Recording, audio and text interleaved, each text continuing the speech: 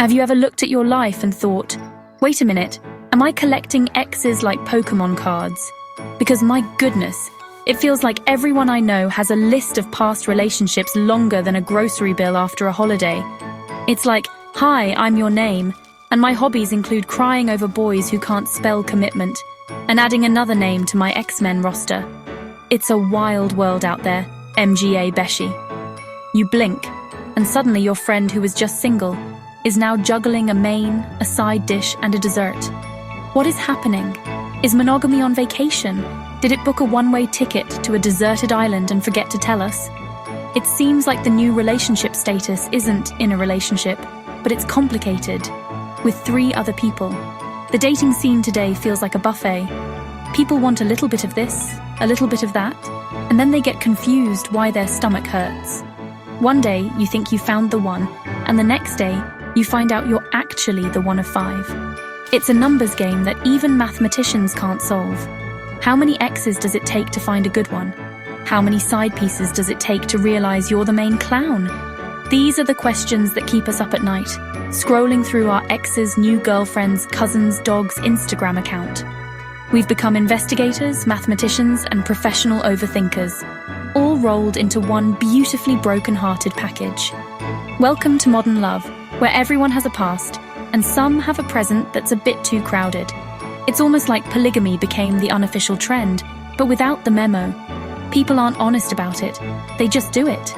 They'll tell you you're their world, but what they really mean is you're their Philippines, one of the many beautiful islands they like to visit. And we, the hopeful romantics, fall for it. We believe the sweet nothings whispered in our ears, only to find out those nothings were also whispered to Ashley B and Cassandra. It's a franchise, and you didn't even know you auditioned for a role.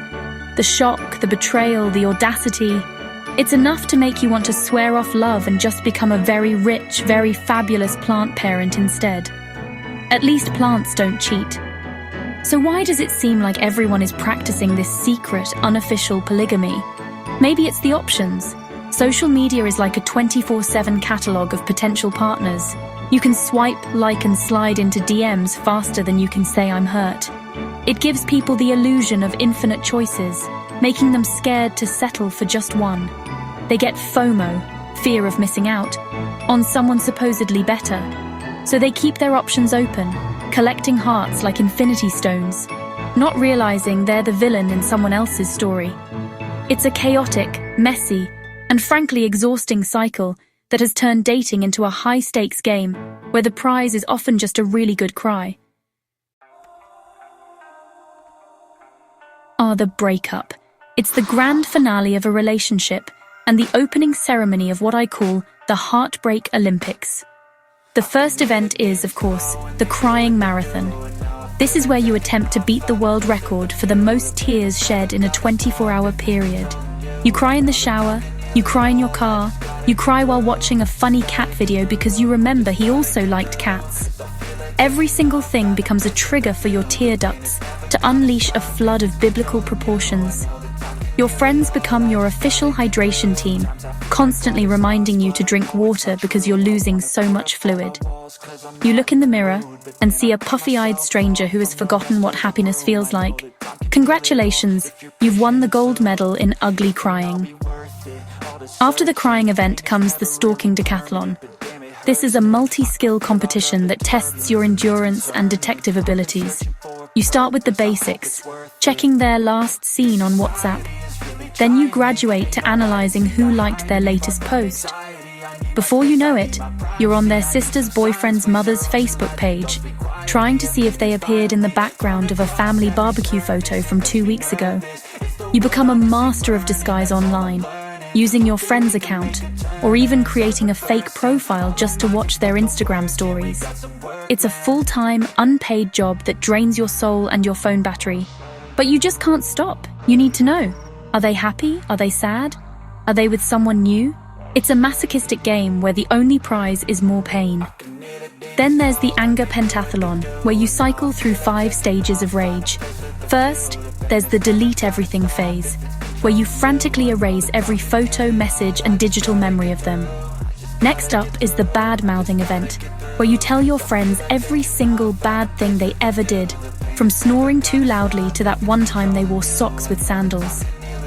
This is followed by the revenge body attempt, which usually lasts for about 3 days at the gym before you decide pizza is a better-looking revenge. Then comes the writing an angry unsent letter stage, and finally, the listening to angry breakup anthems on full blast finale. It's a cathartic but utterly exhausting performance, and just when you think you're done, you enter the final and most dreaded event, the can't move on endurance race. This is where you're stuck in a loop, a vicious cycle of missing them, hating them, and then missing them all over again. Your friends are tired of hearing the same stories. They've given you all the advice in the world. Block them. Focus on yourself. There are other fish in the sea, but your heart is stubborn. It's like it's glued to the past, refusing to let go. You see couples holding hands and you feel a pang of sadness.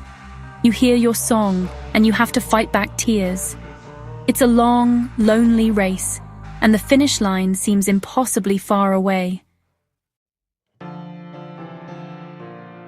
The science of being tanga in love.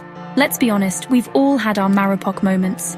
It's that moment when you promise yourself, never again, and then your ex texts hi and your brain short-circuits. Suddenly, all the pain, the tears, and the sleepless nights are forgotten. You become a willing victim, a volunteer for another round of heartbreak. Why do we do this to ourselves? Why do we become so wonderfully, spectacularly tanga when it comes to love? It's because love is a powerful drug.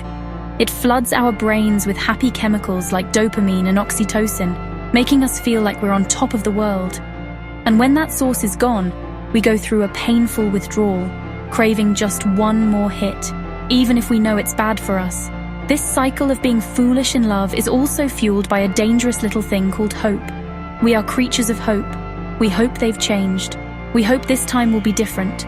We cling to the good memories, conveniently forgetting the 100 bad ones that led to the breakup in the first place. Our minds play a highlight reel of the relationship, the first date, the sweet compliments, the cute inside jokes. We edit out the fights, the lies, and the disrespect. We fall in love not with the person they are, but with the person we wish they were. This selective memory is a self-sabotaging superpower that leads us right back into the arms of the person who broke our heart. Furthermore, there's the fear of being alone. For some, the pain of being with the wrong person feels less scary than the emptiness of being by themselves. We stay or we go back because the alternative seems too daunting. We convince ourselves that a little bit of love, even if it's toxic, is better than no love at all. This is where we lose ourselves. We lower our standards, we compromise our values, and we accept treatment we would never want for our friends. We become so focused on not losing them that we end up losing ourselves in the process.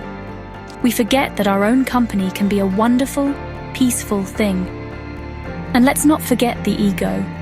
Sometimes we don't go back for love, we go back to win. We want to be the one they choose in the end. We want to prove that the other person was just a mistake and that we are the true love of their life. It becomes a competition, and our heart is the battleground. We want to fix them, to heal them, to be the one who finally makes them commit. But here's the hard truth, my dear. You cannot fix a person who doesn't see that they are broken. You are not a rehabilitation center. You are a person who deserves a love that is whole, honest, and doesn't require you to be a construction worker to build it from scratch. So how do you break the cycle? How do you earn your degree from Heartbreak University and graduate with honors in self-love? The first lesson in Smart Heart 101 is to embrace the pain. Don't run from it. Don't numb it with distractions or another relationship. Sit with it, cry it out, scream into a pillow. Acknowledge that it hurts like hell. Your heart is not a machine. It's a living organ that is allowed to feel broken. Treating a wound starts with cleaning it, and that part always stings. Allowing yourself to feel the full spectrum of emotions, the sadness, the anger, the confusion, is the first, most crucial step toward healing. It's about being honest with yourself and giving yourself the grace to be a mess for a little while. The next course is Advanced Self-Discovery. After a breakup, we often feel like a part of us is missing. This is the perfect opportunity to find that part again, or better yet, to build a new and improved version. What did you love to do before you met them? Go do it. What new hobby have you always wanted to try? Sign up for that class. Reconnect with the friends you may have neglected. Invest your energy back into the most important person in your life, you. This isn't about a revenge body or making them jealous. This is about rebuilding your own world, a world where you are the sun, not just a planet orbiting someone else. The more you fill your own life with joy and purpose, the less space there will be for someone who doesn't deserve it. Now for the final exam, setting and enforcing boundaries. This is where you learn to say no. No to late night I miss you texts. No to meeting up for closure. No to being their emotional support system after they broke your heart. The block button is your best friend. Use it generously. It's not about being childish. It's about protecting your peace. A smart heart knows its worth. It knows that it deserves clear communication, respect, and commitment. Write down your non-negotiables. What will you absolutely not tolerate in your next relationship? Memorize it, live by it. Don't let loneliness or a moment of weakness make you forget the standards you set for yourself when you were strong and clear-headed.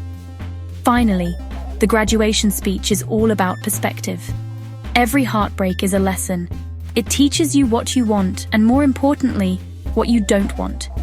It reveals your strength, your resilience, and your capacity to heal. Instead of seeing your past relationships as failures, see them as stepping stones. Each one got you closer to understanding yourself and what a healthy love looks like. And remember, being single is not a waiting room for a relationship. It's a party for one.